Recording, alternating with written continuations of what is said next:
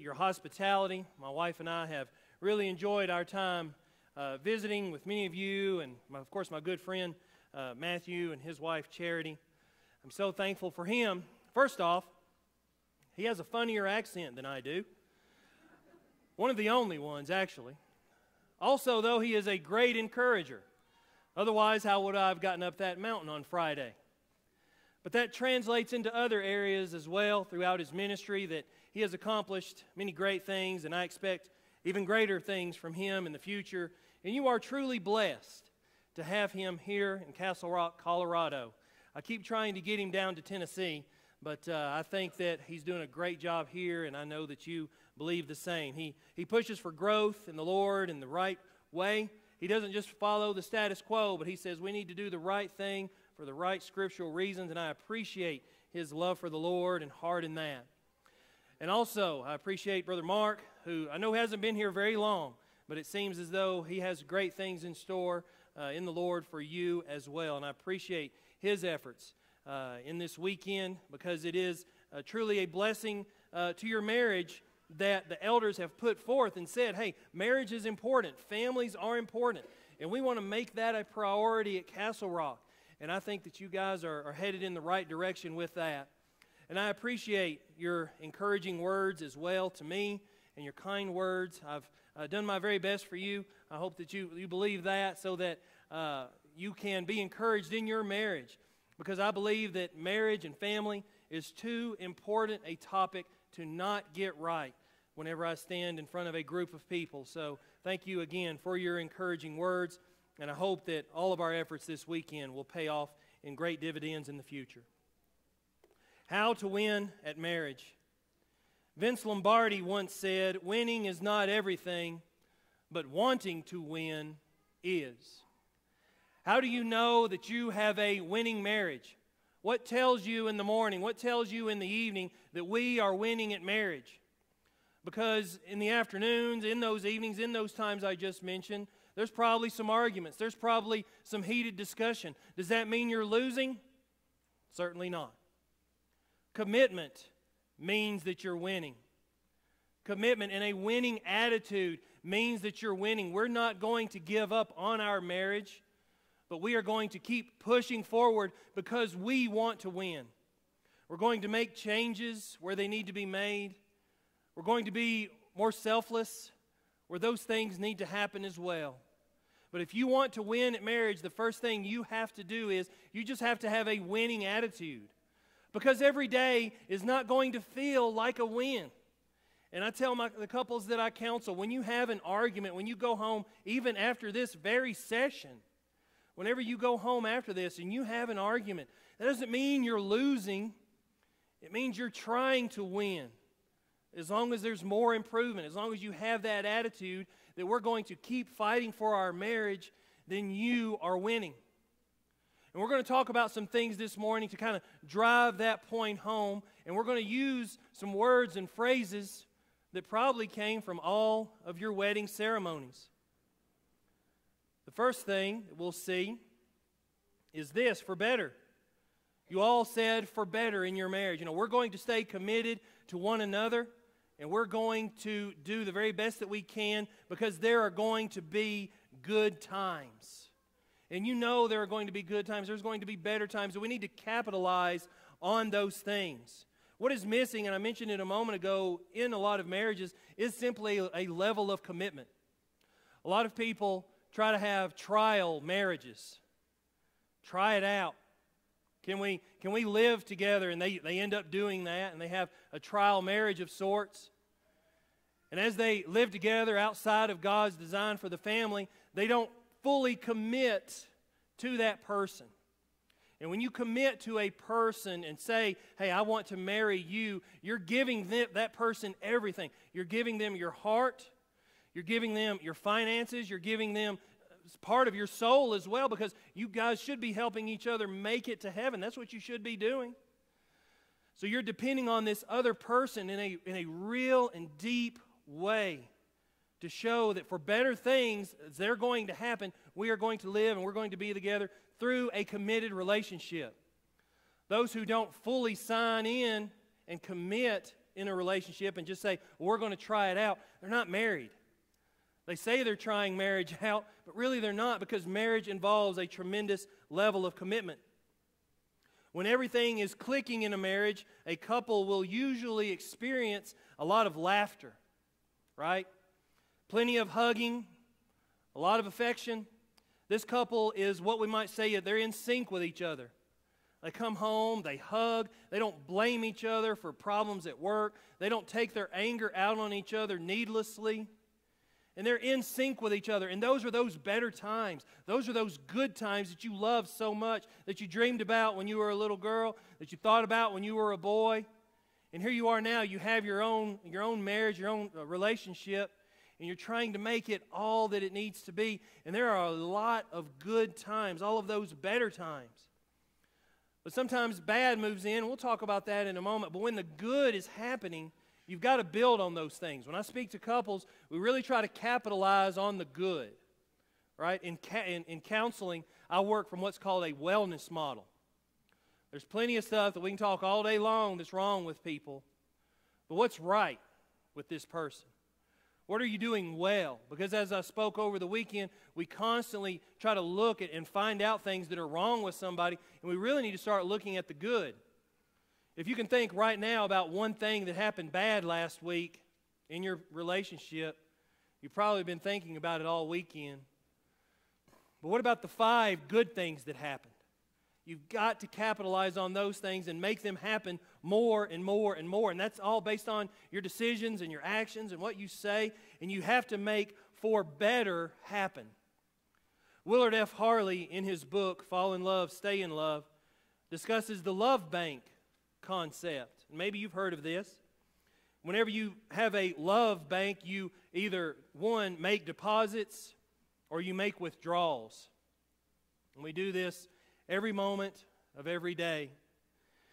Whenever you deposit into the love bank, you do good things. And a love withdrawal, it sounds like that's the love you get back. That's wrong, though. I know that's what it sounds like, but a withdrawal is not the love you get back. It's when you do something wrong. My wife, Melita, who's here with me this weekend, a couple of months ago, her heart was feeling kind of funny. And it would flutter, and, I've had some similar issues of that. She's fine now. No problems. But we went to the doctor and checked it out, and her heart flutters every now and then, but it hadn't done it in a while. But you know what? Every time I look at her, my heart flutters. That was a deposit. Did you catch that? Now when she finds out about the new hiking boots I'm supposed to buy, it won't hurt quite so bad. But every day you're making deposits, and hopefully you're making more deposits than withdrawals. And you're going to make withdrawals. All right, you're going to make withdrawals. I travel some to speak, but I always make sure the previous week I'm making those deposits. Because she's going to miss me pretty bad. But when I leave, sometimes that does hurt. Whenever you say something you shouldn't, sometimes that hurts. But when you've done great things for your spouse all week long, when you've made plenty of deposits, that withdrawal doesn't hurt quite so bad. I speak to couples who aren't depositing enough, and every little thing the other spouse does just drives them batty. I'm like, why are you so mad? And then I start thinking about the love bank concept and how there's not been any deposits. Some people don't make deposits, and they burn the bank to the ground. And then they wonder why their marriage is in trouble. You have to make for better happen, because it's not just going to happen by accident. We talked some over the weekend. For those who weren't here, you have love the feeling, right? And that feels so good. That euphoria, that puppy love, that young love, whatever you might want to call it, early on in a relationship, it feels so grand. But eventually you kind of get out of that, okay? You kind of get out of that, and you have to start thinking more in terms of love the action, where you're kind to the person, when you're patient with the person. And whenever you act like you love this person, the feeling will come, and that's the for better moment as well. But you have to make the decision to practice 1 Corinthians 13. Young people, whenever you find your spouse someday, you have to make that decision to be love to that other person. You have to make for better happen, because otherwise, for worse is going to be creeping in. And Satan loves this part. Satan loves the part whenever he whispers in your ear about, look at what your spouse did, look at what your husband, your wife is doing again now. And all you see is the for worse part. And if all you do is think about that, that is all you will think about. And it will slowly but surely destroy your marriage. There will be lean times in your marriage, so you will want your bank account well stocked. I've recently learned that whenever a spouse has a serious illness, that is very difficult on the marriage, and we know that, but I didn't realize the divorce rate was actually pretty high among people diagnosed with cancer. And it's because maybe there is an issue with the love banks, because they haven't stocked up enough for those lean times. For whenever a spouse maybe is not doing so well because of a mental illness, because of depression, which happens in families, because of the loss of a job, because of the loss of a parent. Whenever those lean times occur, that is really going to try your marriage. And so you've got to put back some love right now when things are good, because remember on your wedding day when you were possibly up here, possibly in the other auditorium, saying, yes, I'm going to love you for better, which is easy, right? That's the easy stuff. What about the for worse? We forget sometimes that we said this, but indeed, you have to love your spouse for worse as well, because that's what you committed to. So many people forget about that. Well, she's not doing what I want to do anymore. He's just a jerk, or he's this, or he's that. And they make for worse happen. They make it happen. All right? And for worse is looming in their marriage, and it is slowly but surely tearing it apart. A marriage can survive any trial if a couple is committed to winning. Problems will be overcome, but you must have that winning attitude I talked about a little while ago. The marriage might look different than it did 10, 20, 15 years ago, but you must be able to survive during a crisis.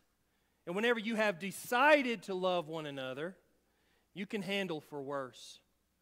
And whenever you get through that portion in your marriage and to the other side, for better is going to seem so much sweeter. Ecclesiastes chapter 4 and verse 11 says this, if two lie down together to keep warm, but how can one be warm alone?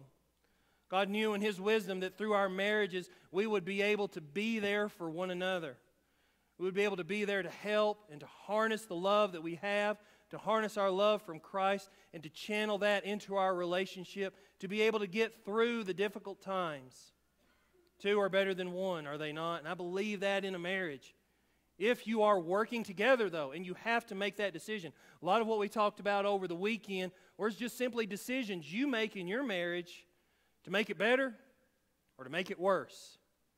And it's all on you. When people come to me, you know, I hear a lot of sad stories and I give them instruction, but that's where my responsibility stops. It's whenever they walk out that door, their decision to implement the tactics and the strategies to change things, to turn things around. And it's your decision to do the same. You can continue to carry a selfish heart. You can continue to carry bitterness. You can continue to bring up the past and tell your spouse all the ways that he's wronged you or all the ways that she's wronged you. You can continue to do that, or you can wipe the slate clean like Jesus has done for you and forgive your spouse. And if you're on the offending end, not the offended, but the offending end, that you're working to love your spouse the way Jesus has instructed you to. Because if you're dealing with worse, and all of us will, you'll want to have Jesus there. As I work with clients, I see that a lot of the issues that they face can be found in the sin of the flesh. We talked about that over the weekend. A lot of my clients, man, they need Jesus. They need churches out there who are saying, hey, we want you to take care of your marriage relationship, because that's what they're concerned about. They're going through the worst part, and a lot of couples do that.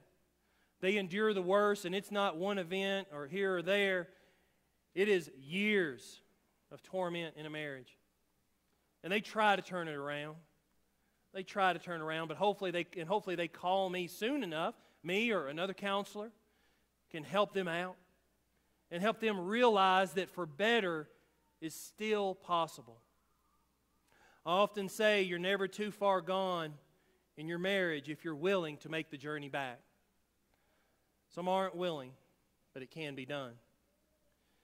So if you're going to win at marriage, you've got to remember that you're going to be living for better, that you've got to be able to get through crises and live through the worst. But we also talk about being richer or poorer. Well, guess what? You're always rich in your marriage. Because your riches aren't found in your clothing or your cars, but rather riches are found in those things that are lasting. Your family. I have a good job. I really enjoy my life. But my most precious moments every day are when I have coffee with my wife in the morning and when we hug each other at night. Because nobody else can take those things away. Nobody else can enjoy those things. Nobody else can have them. They're all mine. You can have all the possessions in the world, but if you're not finding enjoyment with your spouse, enjoyment with your children, then you're missing out on the riches that God has supplied you with that you can enjoy on this earth. Emerson Eggerichs is an author. He wrote Love and Respect, and he says, where women most doubt they are loved, men most doubt they are respected. And this is what happens in a marriage whenever somebody's not getting fulfilled. The woman oftentimes doesn't feel like she's loved, and the man doesn't feel like oftentimes he's being respected or listened to. Now, we could talk another hour about how that works, but the quick answer to that is, men, you've got to show your wife you love her through the way she understands. You've got to speak to her heart. And what she wants to know is, do you love me? And ladies, the men, they want to know that they are respected. Now, both of you each have a job in that other way, right? Women, you've got to be lovable. Men, you've got to be someone who is respectful so that your wife will have no problem making that choice when it's an easy one to make. Women also enjoy being pursued. They love being loved, but hey, what woman doesn't like to be told she's beautiful and being pursued and sought after? I love the fact that you're going to be having sermons soon from the book of Ruth, chapter 3.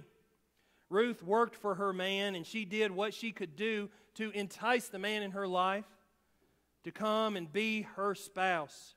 So you got to be the man that your wife would want, and ladies, you've got to be the woman that your man would want. What did Jacob do to win the heart of Rachel? He worked for 7 years. Genesis chapter 29. He worked 7 years to win her heart and to win over Laban's respect, but then Laban changed the deal. And what did Jacob do? Well, I'm not doing that. You changed the deal, so I'm out of here. No, he desperately wanted Rachel. And that's what has to happen in our families as well, that we desperately need each other. We can't live without each other. And whenever we do that, we can be living in this richer paradigm, in this richer relationship, so that we can have our needs met. And that's what needs to happen in all relationships. Because if you don't meet your spouse's needs, someone else will. You have got to meet these various needs within your relationship. I didn't realize some of the needs that I had until I began looking inwardly and looking at myself and the needs that I had. And I communicate this with my wife, and guess what? She starts meeting some of these needs much better. Hey, I didn't even know it, right? And you've got to start thinking about what it is you need from your spouse and discuss that with him, discuss that with her. What needs do you have that are not being met? And talk to your spouse that way, and then you will truly see how rich you are. And even though you're rich, do you act poor? Some people do that, financially speaking. They make a lot of money materially, and they spend it and spend it and spend it, and to talk to them, you'd think they didn't have any money at all. And they probably don't, because they spend it all, right? But in your relationship, you are certainly rich, but do you act poor? In a relationship, do you do all the wrong things? And this happens quite a bit in marriages. People will escalate an argument. And what this means is you're having an argument with your spouse, and maybe she or he is upset about something, and they've come to you about the issue, and they're mad, and they're fuming and all this. And what do? You make it worse. You escalate the argument. Happy couples, thriving couples, don't escalate the argument. 1 Peter chapter 3:9 says, "Do not repay evil with evil or insult with insult." It's not going to get you anywhere when you're escalating the problem. Secondly, couples interpret what their spouse says and does to them in a negative way, probably because of past events. So there's probably a warrant to that. But whenever, you know how you get a text and you're not really sure what the person means when they text you with as many emojis as they may put out there, right? Are they happy? Are they sad? Are they joking? Are they serious? I don't know. But people in conversation with their spouse will do this very same thing, but they'll more than likely interpret it in a negative way. They just jump to the negative. Well, because of what you said 6 years ago, you can't mean that now, because I know you said that back then. They interpret things negatively because of the past, but you've really got to be in the moment. Okay, happy couples don't think the worst of their spouse. If there's proof there, if they're being ugly, if they're hurting the marriage, let's be honest, okay? But don't give yourself a problem that you don't have. Next is invalidation. Listen to the other person's feelings and validate them, okay? Men, I have couples, come to me, and the men will oftentimes say, "She's crazy." And sometimes she is, but most of the time he just doesn't understand her. She's dealing with something. I've, worked with her on that, and I've helped him understand that. But you might not understand your spouse. And whenever you don't understand them, you need to work to understand them. Not just write it off and say, "Hey, you're crazy. Hey, I don't understand you. Hey, I don't get this." And if you don't, you need to communicate that too. But you've got to work to validate the person's feelings. If your wife is scared, if she's worried about your behavior, you got to work on that. Because if there's anybody your wife needs to feel secure with, it is you. All right? It is you. She's got to feel secure. She's got to feel safe with you. And if she doesn't, then you are doing something wrong. And you need to validate those feelings. And if they're unfounded, if she's wrong, maybe, hey, let's talk about that too. But if your wife's worried about something, work it out. Don't just write it off. If your husband's worried about something, work it out. Change your behavior. Work for the betterment of the family unit, right? Not for your betterment. Not for what you think should happen, but what you think should happen for the family as a whole so that it can be what God would have it to be. So validate each other's feelings, as strange as they may seem sometimes. And finally, couples who do the wrong things, they withdraw. They just run away. With the first three in place, emotional and even physical withdrawal is sure to follow. We avoid people we don't like being around. And when we withdraw because we just can't handle it anymore, guess what? This withdrawal might be the silent treatment, but then it's on the couch, but then it's coming home later and later, and that withdrawal gets worse and worse and worse. You are rich if you would but turn and look to your family and see what it has to bless you with, to help you be a good man, to help you be a good wife, a good spouse, a good parent to each other. You are truly rich. Don't run away from it. Because a man, he'll go all the way around the world looking for what his soul needs, and he will return home to find it. I have that on a table in my office, strategically set for people. When they sit down, boom, they see it. Because so many people are looking in so many different places, when all they need to do really is look at home and take care of what they have there. So you are rich, but do you act poor? Plenty of ways to do rich things. As a couple, happy couples do these. They have rituals. We have coffee time at my house. Give regular compliments. Hold each other. Couples don't do that enough. Kiss goodbye. Kiss hello. Complete small gestures. Guys, women love romance. But that doesn't necessarily mean you got to spend a lot of money. One little note in the car. Her favorite candy somewhere. That she'll find it when you're already gone. Small gestures like that will do wonders for her love and respect for you. And women, we like surprises as well. Talk about your day. Be happy to see each other. Start and end the day is preferable, but I know it's not always optimal for people. But start and end the day with each other. And this can be done with a house full of kids. I know it can be done. I've seen it done. and I know you can do it as well. You can be that happy couple that you see and that you admire. Boy, I wish I was more like them. They might be saying the same thing about you if you would but realize the riches that you have surrounding you in your family. Most couples deeply care about their spouses. They don't want to separate. They don't want to get away. They've devoted so much time and energy to this one person. They want to make it work. So why aren't they happy? It's because they're making some of these mistakes. It's because they're doing things that happy couples don't do. They're doing things that miserable couples do. So think about where you are in that continuum and work towards the happy side. And above all else, keep Jesus in your marriage. Scripture tells us a lot of simple things. It tells us to love each other. It tells us to love our husbands. It tells us to respect each other. It tells us a lot of things. And I hope that this weekend I have shown you a broad picture as to what that looks like exactly. Well, I don't know how to love this person. Well, you got to forgive them. You got to be more like Jesus. You got to be willing to change yourself. I hope what I have said this weekend has shown you how to put more and more and more of Jesus in your marriage. Because if you do that, you can win. You can most definitely win in your marriage. If you're here this morning and are not a Christian, if you've not put on Christ in baptism, I pray that you will do that this morning. If you have some sin in your life that's keeping your marriage in a losing battle, I hope and pray that you will make that change as well, because you need Jesus in your relationship, and one of the best ways to do that is to start this morning and ask for the prayers of the church. Ask for the prayers of the church so that you can be that husband, be that wife, be that parent you need to be. If you have that need, please come so now as we stand and sing to encourage you. Restore my spirit, Lord, I need restored. My heart is weary, please help me, dear Lord.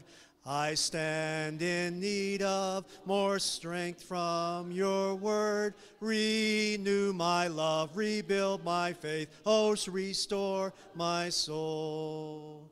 Revive the fire, Lord, deep in my soul. Stir my desire to work in your fold.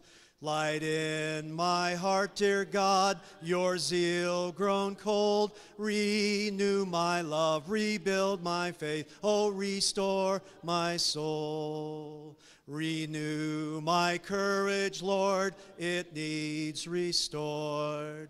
My cup is empty, refill it, dear Lord. Replace all doubts and fear with faith so bold. Renew my love, rebuild my faith, oh, restore my soul. Be seated, please.